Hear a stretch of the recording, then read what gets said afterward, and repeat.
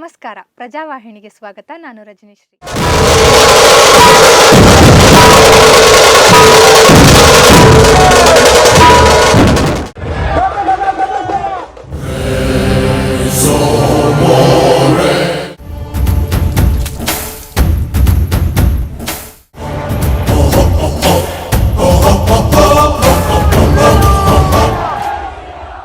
Nomination of our young dynamic candidate, also the national president of Bharatiya Janata Yuva Morcha, Mr. Tejasvi Surya, who is a great orator when he speaks in the parliament and also in the public.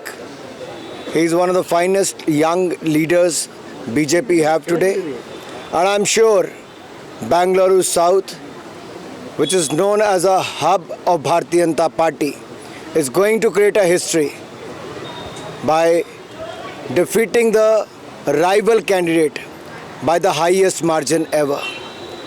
Not only this is going to be a historic win in Bangalore South, but also we're going to win all the seats in the state of Karnataka, making another history, and also consecutively for the third time Prime Minister Modi will be back in power. Ab ki baar 400 par with more than 400 seats. The country needs him. In the last 10 years, he has taken the country to the next level, from fragile 5 economies to the first 5 economies. Look at the country today. We have the highest ever FDIs in the country, but also Karnataka received the highest ever FDIs when the BJP government was here. Honestly, in the last 5 years, for his constituency of Bangalore South, and also garnered the support of youth for the Bharatiya Janata Party. I am wishing him good luck. May he win with the historic margin, the record margin ever. Good luck to Tejasvi.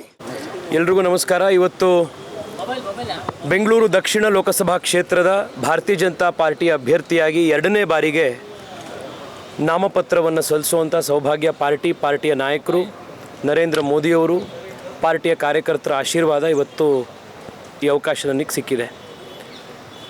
ಇವತ್ತು ನಾಮಪತ್ರ ಸಲ್ಲಿಕೆಗೆ BJPಯ ಬೆಂಗಳೂರು ದಕ್ಷಿಣದ ಎಲ್ಲ ನಾಯಕರು, R Ashok ಅವರು, ನಮ್ಮ ಎಲ್ಲ ಶಾಸಕರು, JDSನ ಎಲ್ಲ ಕಾರ್ಯಕರ್ತರು, ಮುಖಂಡರುಗಳು ಎಲ್ಲರೂ ಜೊತೆಗೆ ಬಂದರು.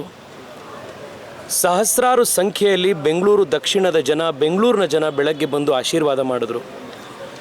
ವಿಶೇಷವಾಗಿ ಇವತ್ತು ನನಗೆ ಬೆಂಬಲ ಸೂಚಿಸಲಿಕ್ಕೆ, ನಾನು ಬೆಂಗಳೂರಿನಲ್ಲಿ ಯುವ ಮೋರ್ಚಾನ ಸೇರಿಕೊಂಡಾಗ, ಬೆಂಗಳೂರು ದಕ್ಷಿಣದಲ್ಲಿ ನಾನೊಬ್ಬ ಕಾರ್ಯದರ್ಶಿಯಾಗಿ ನನ್ನ ಕಾರ್ಯ ಪ್ರಾರಂಭ ಮಾಡಿದಾಗ, ರಾಷ್ಟ್ರೀಯ ಅಧ್ಯಕ್ಷರಾಗಿ ಅವಾಗ ಪಾರ್ಟಿ ಯುವ ಮೋರ್ಚಾದಲ್ಲಿ ಇದ್ದಿದ್ದು ಅನುರಾಗ್ ಠಾಕೂರ್ ಅವರು. ಇವತ್ತು ನಾನು ಯುವ ಮೋರ್ಚಾದ ರಾಷ್ಟ್ರೀಯ ಅಧ್ಯಕ್ಷ ಆಗಿರುವಂಥ ಸಂದರ್ಭದಲ್ಲಿ ನನ್ನ ಬೆನ್ನಿಗೆ ಬಂದು ಬೆಂಬಲ ನಿಂತು ಅನುರಾಗ್ ಠಾಕೂರ್ ಅವರು ಇವತ್ತು ಬೆಂಬಲ ಸೂಚಿಸಿದ್ದಾರೆ. ಇದು ಈ ಪಾರ್ಟಿಯ ವಿಶೇಷತೆ. ಒಬ್ಬರು ಬೆಳೆಸಿ ಒಬ್ರಿಗೊಬ್ಬರು ಬೆನ್ನು ತಟ್ಟಿ ಪ್ರೋತ್ಸಾಹಿಸುವಂಥದ್ದು. ನಾನು ಯುವ ಮೋರ್ಚಾದ ಎಲ್ಲ ಕಾರ್ಯಕರ್ತರ ಪರವಾಗಿ, ಯುವ ಮೋರ್ಚಾದ ಹಿಂದಿನ ರಾಷ್ಟ್ರೀಯ ಅಧ್ಯಕ್ಷರು ಆಗಿದ್ದಂಥ, ದೇಶದ ಯುವ ನಾಯಕರಲ್ಲಿ ಅತ್ಯಂತ ಪ್ರಮುಖರಾದಂಥ ಅನುರಾಗ್ ಠಾಕೂರ್ ಅವರಿಗೆ ನಾನು ಧನ್ಯವಾದವನ್ನು ಅರ್ಪಿಸ್ತೇನೆ. BJP JDSನ ಕಾರ್ಯಕರ್ತರಿಗೆ, ನರೇಂದ್ರ ಮೋದಿಯವರ BJPಯ ಅಭಿಮಾನಿಗಳಿಗೆ, ನನ್ನ ಕರೆಗೆ ಹೋಗೊಟ್ಟು ಬಂದಂಥ ಎಲ್ಲ ಸಹಸ್ರಾರು ಜನಕ್ಕೆ ನಾನು ನನ್ನ ಹೃದಯಪೂರ್ವಕ ನಮಸ್ಕಾರಗಳನ್ನು ಸಲ್ಲಿಸ್ತೇನೆ. ಯಾವತ್ತಿನವರೆಗೆ ದೇಹದಲ್ಲಿ ಉಸಿರಿರುತ್ತೋ ಅವತ್ತಿನವರೆಗೂ ಬೆಂಗಳೂರಿಗೆ, ನಮ್ಮ ಕನ್ನಡ ನಾಡಿಗೆ, ಭಾರತ ದೇಶಕ್ಕೆ, ನಾವು ನಂಬಿರುವಂಥ ಹಿಂದುತ್ವಕ್ಕೆ 100ಕ್ಕೆ 100 ಪ್ರಾಮಾಣಿಕತೆಯಿಂದ ನಾನು ಕೆಲಸ ಮಾಡ್ತೇನೆ ಎನ್ನುವಂಥ ಭರವಸೆಯನ್ನು ನಮ್ಮ ಎಲ್ಲ ಕಾರ್ಯಕರ್ತರಿಗೆ ಈ ಸಂದರ್ಭದಲ್ಲಿ ಕೊಡ್ತಾ 100ಕ್ಕೆ 100 ವಿಶ್ವಾಸ ಇದೆ. ಈ ಬಾರಿ 5 ಲಕ್ಷ ಮಾರ್ಜಿನ್ನಿಂದ ಬೆಂಗಳೂರು ದಕ್ಷಿಣದಲ್ಲಿ ನಾವು ಗೆಲ್ತೇವೆ. ಇವತ್ತು ನಮ್ಮ ಜೊತೆಗೆ ಬಂದಂಥ ಬೊಮ್ಮನಹಳ್ಳಿಯ ಶಾಸಕರಾದಂಥ, ನನಗೆ ಈ ಚುನಾವಣೆಯಲ್ಲಿ ಆನೆ ಬಲ ಕೊಟ್ಟಿರುವಂಥ ಸತೀಶ್ ರೆಡ್ಡಿಯವರು, ಜಿಲ್ಲೆಯ ಅಧ್ಯಕ್ಷರಾದಂಥ ರಾಮಮೂರ್ತಿಯವರು, ಸರವಣ ಅವರು, ರಮೇಶ್ ಗೌಡ್ರು, ನಮ್ಮ JDSನ ಮುಖಂಡರು, ಆರ್ ಅಶೋಕ್ ಅವರು, ಬಂದಂಥ ಎಲ್ಲ ಶಾಸಕ ಮಿತ್ರರು, ಪ್ರತಿಯೊಬ್ಬರಿಗೂ ನಾನು ಮತ್ತೊಮ್ಮೆ ಧನ್ಯವಾದ ಅರ್ಪಿಸ್ತಾ ಇದ್ದೇನೆ. ನಮಸ್ಕಾರ. ಈ ಬಾರಿ ನಾವು ಕಳೆದ ಬಾರಿ 3,30,000 ಓಟಿಂದ ಗೆದ್ದಿದ್ರಿ. ಈ ಸಾರಿ ನಮ್ಮ ಟಾರ್ಗೆಟು ಸೌಮ್ಯ ರೆಡ್ಡಿ ನಿಂತಿರೋದ್ರಿಂದ ನಮ್ಗೆ ಇನ್ನಷ್ಟು ಈಸಿ ಆಗ್ತಾಯಿದೆ ಎಲೆಕ್ಷನ್ನು.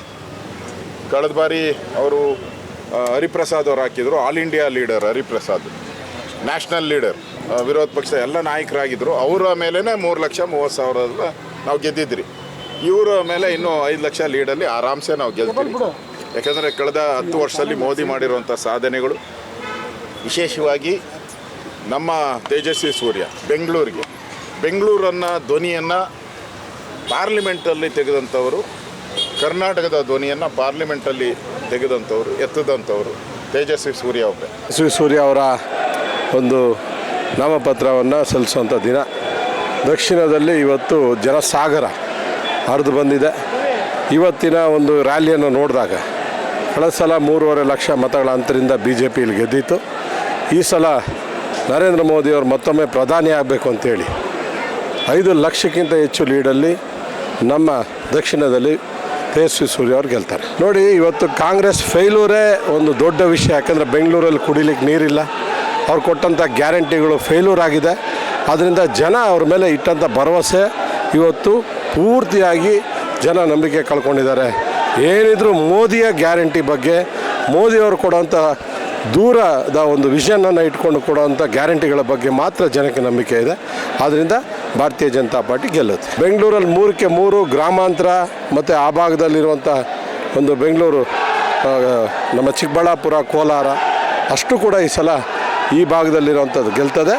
ಕರ್ನಾಟಕದಲ್ಲಿ 28ಕ್ಕೆ 28 ಕೂಡ JDS ಮತ್ತು BJP ಗೆಲ್ಲುತ್ತೆ. ಭಾರತ್ ಮಾತಾ ಕಿ ನರೇಂದ್ರ ಮೋದಿ ಅವರಿಗೆ, ನರೇಂದ್ರ ಮೋದಿ ಅವರಿಗೆ, ಭಾರತ್ ಮಾತಾ ಕಿ ತೇಜಸ್ವಿ ಸೂರ್ಯ ಅವರಿಗೆ.